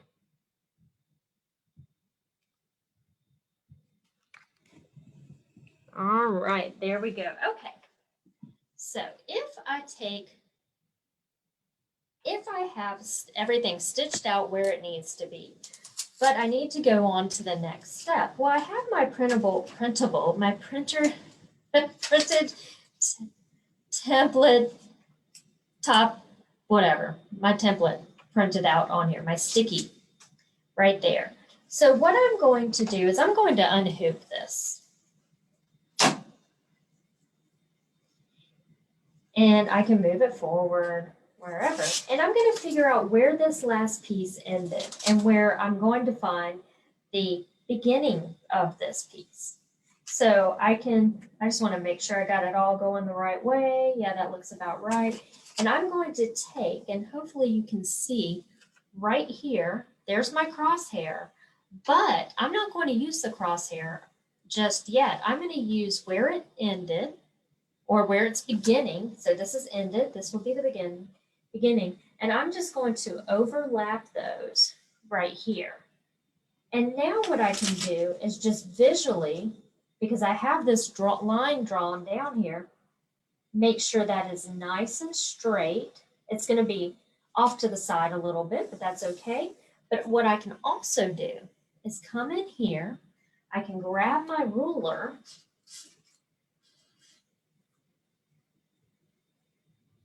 and go, are my points meeting? I'm using the end right here of this guy. And I'm going to use this straight line that I've drawn kind of as a guide. Let's get him all straight. And I can see we're almost there on my template. All I really need to do is take this template, lift it up, and I could just wiggle it up a little bit more. And I think I would be pretty darn close to perfect. Let me go over here. Let me make sure that's lined up. That's lined up. And now what I'm going to do is I'm going to re-hoop. So let's see. Let me make sure that's scissor tail stitches. Thanks, Wanda. Okay, yes, Wanda found it, everybody. Where do you get the template paper again? This, you can get, I know Floriani makes it, Embellish makes it. Let me show you that. So you can see that Embellish is designed by R&K and Hope Yoder. And it is the Embellish Sticky Printable Tape template paper. Sticky Printable template paper.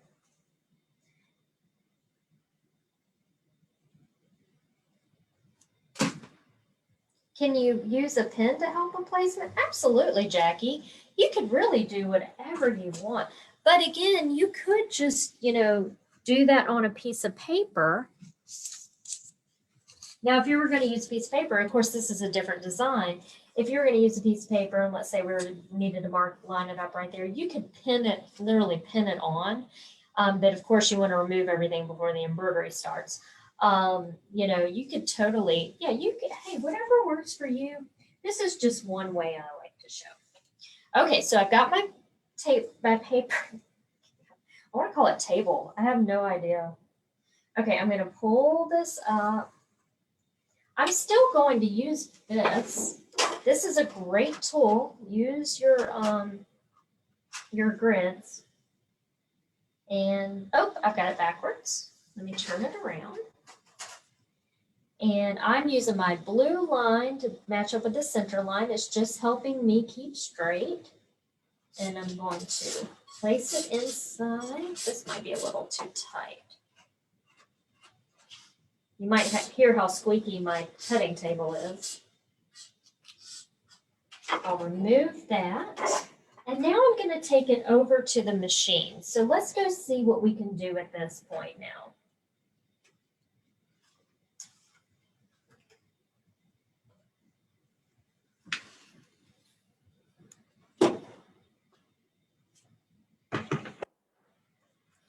I'm going to move the camera over. I'm going to cover you up so you don't get dizzy.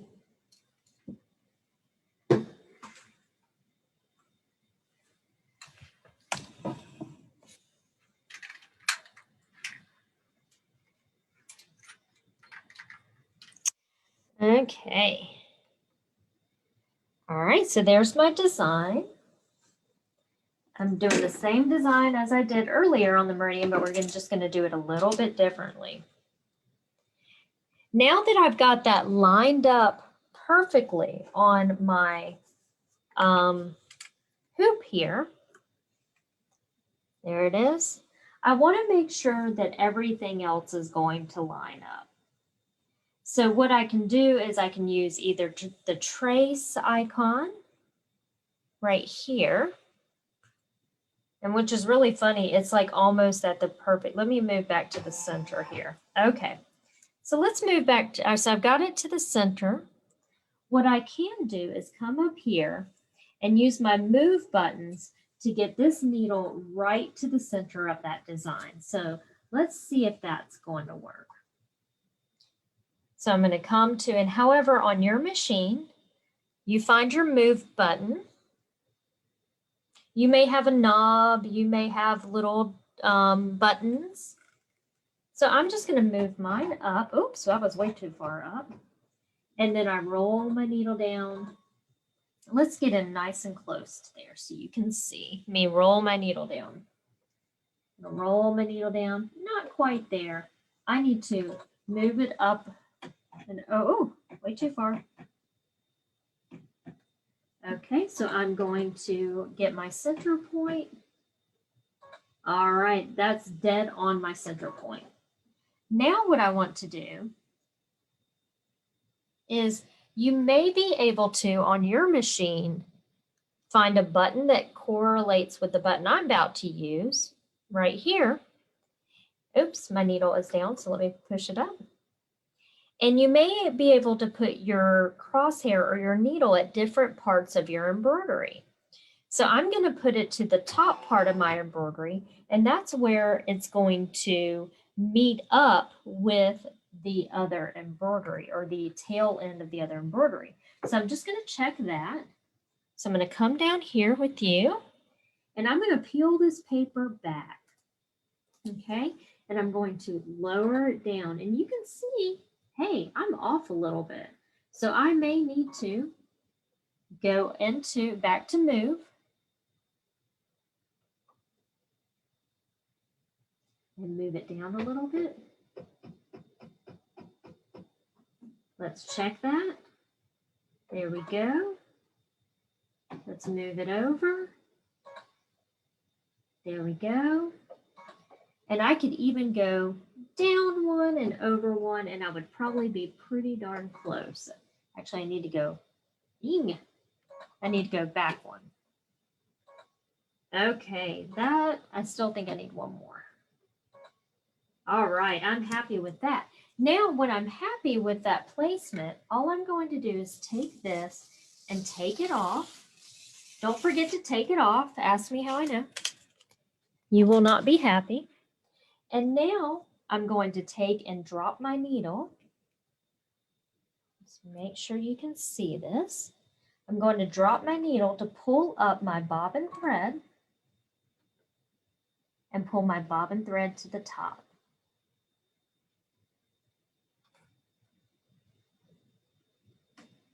Okay, and now when I hit start, it's going to start right where it needs to start. I had, oh, my bobbin's almost running out.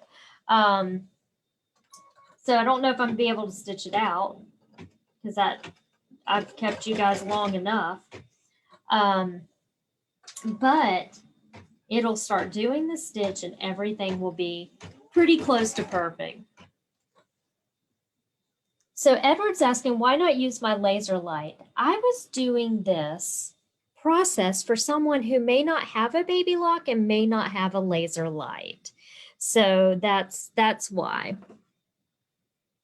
Not all machines actually have the laser lights, which they are completely amazing to have, but sometimes all the machines don't have that. So I wanted to make sure that I showed how to do it on if you're going to use a different type of machine. But if you do have a machine that has a laser light, which is phenomenal, that'll help you tremendously. But the template paper will totally help you.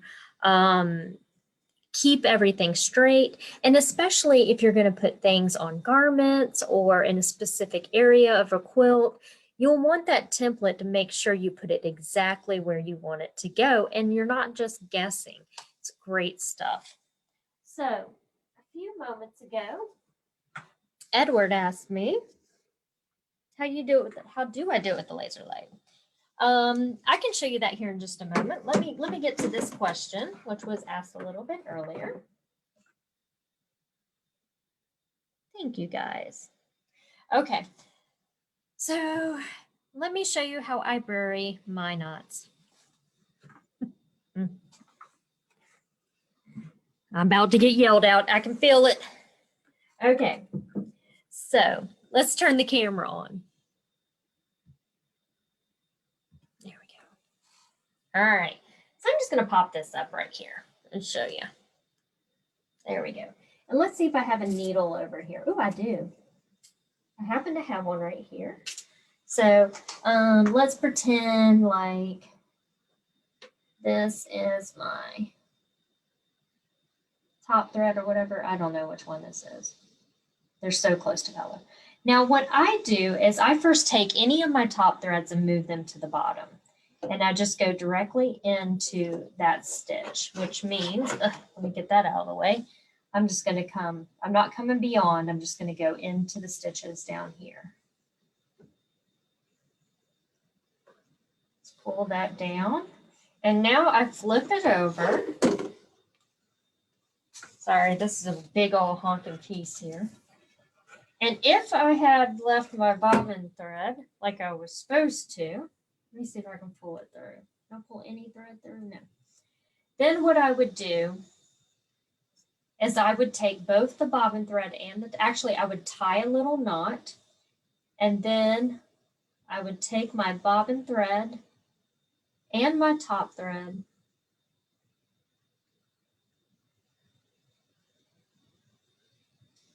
Of course, I don't have a clean edge.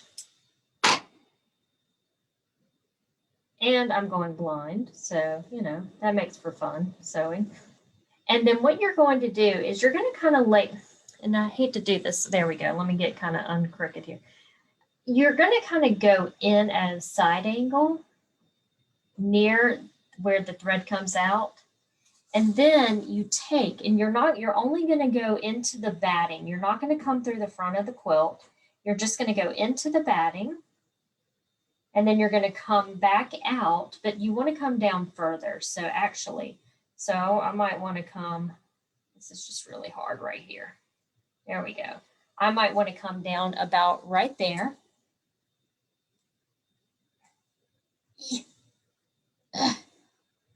And now you see where it is underneath here. And then all you do is I like to take it, pull it back against itself, or against the grain, I guess you could say, and cut it, and that thread is now buried. Ta-da! So that's burying the thread. Okay, those of you who asked what the laser light is, so if I have, oh goodness, let me get this back on. How would I use the laser light? Okay, so on the Altair Meridian and all those other machines that might have a laser light,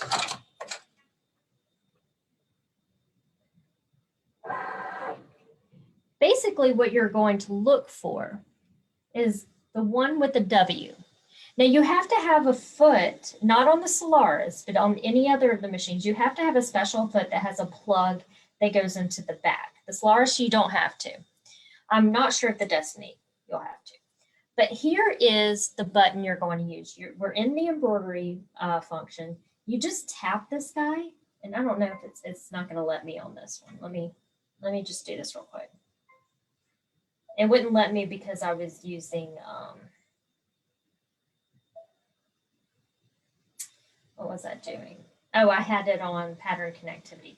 So let's just say we had this one and set. Okay. So I'm going to go to embroidery, and now I can use this guy right here. And what it is yours, depending on your machine, will either be a little red light or a little red dot, or it'll be a green crosshair. So the green crosshair is on the Solaris, but it could be a little red light. So what I would want to do if I wanted to move the design wherever I wanted, and I'm just going to give you a for instance. Let's say, for instance, let me get my little stylus here. Let's say, for instance, I wanted to move the beginning of the design up to here, or I wanted to move my next point of sewing up to here. What I'm going to do is just use the move buttons under layout, and I'm going to use that light as my guide so I can get dead on to wherever I need to go. And then I am a needle tester. It's because I've worked on embroidery machines for many years, especially on my old 6 needle that does not have any laser lights or cameras or anything. So hopefully that helps. Woo! What time is it? Oh my goodness. 2 hours? This is the longest one I've ever done. Y'all got me. Okay. Well, any questions, comments, or concerns? Let's see. Thank you, Ernestine. Thank you, Ronnie. Thank you, Marilyn. Okay. Hey, Diane. Yes. Hey, Diane girl. Tickable. Yes. That's always going to happen to me. My luck. Can you show the move button? Patty, what do you mean move button? Oh, the move button on my screen. I'm sorry. Yes. Let me flip that back over and show it to you really quickly. Yes. Okay. So when you're in embroidery layout, if you're on a different machine, this might say edit rather than layout. I'm not sure which machine you're on. What you want to do, and if you're in embroidery, not embroidery edit, in the full embroidery screen, you want to go to either layout or edit, and that's the move button. My needle's funky. And then you've got your little arrows down here, and you can move it around.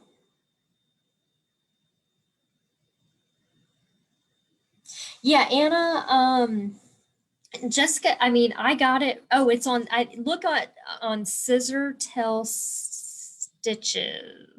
Let's see if I can reply to your, I can.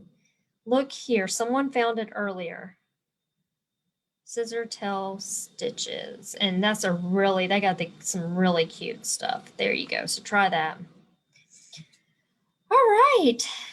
Let me flip it back over to me, and then we can say our goodbyes. And next week we're going to do applique, because that was the second thing that most requested thing that you guys wanted to learn. So next week I'll come up with something really cute to do next week, but hopefully this answered some of your questions for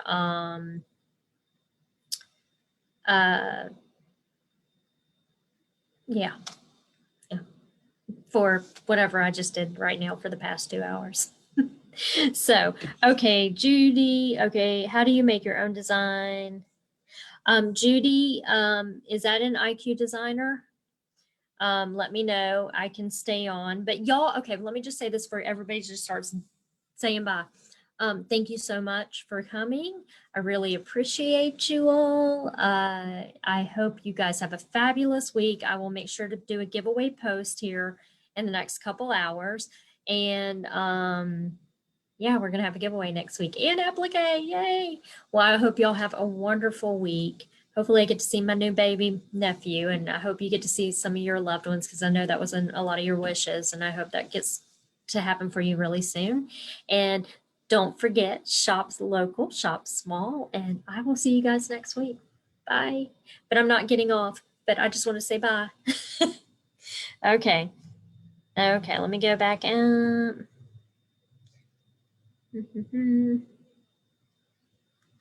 Okay, well then I'm just not quite sure. You might have to just do some Google searching, guys. If um yeah, yeah. Oh, thanks, Kathy. I did go long. Hey, I wanted to teach y'all 3 ways. Some perfection takes time. Yes, and IQ. Okay. So I really suggest going to Mama's Boy Designs group, and Mike has a great video in there to Judy to watch that. He goes through the IQ design process because you've got to be able to scale it. It's a great process, but it does take some time. So I do, or maybe I can do a little video on that later this week and post it up. But you can do that, but you have to be careful of your outside edges. So, yeah.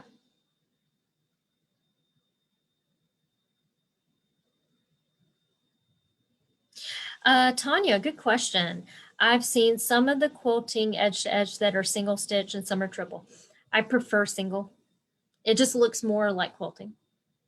It does, it looks more like quilting. And when you have that triple stitch on top of a beautiful quilt, yeah, it might look nice, but it just doesn't look the same as a quilt that you either quilted yourself or took to a long arm quilter. So I like the single. So yeah, good question. Let's see. Does anyone sell with USB instead of CDs? Dory, you just got to look around. I'm not quite sure. So the USB one I had gotten from the shop I work at a long time ago.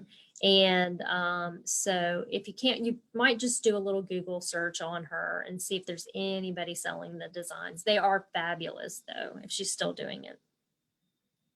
Yeah, Xandra's, I haven't done that, Jeanette, yet. Xandra's edge to edge yet, but I'm excited to try that out.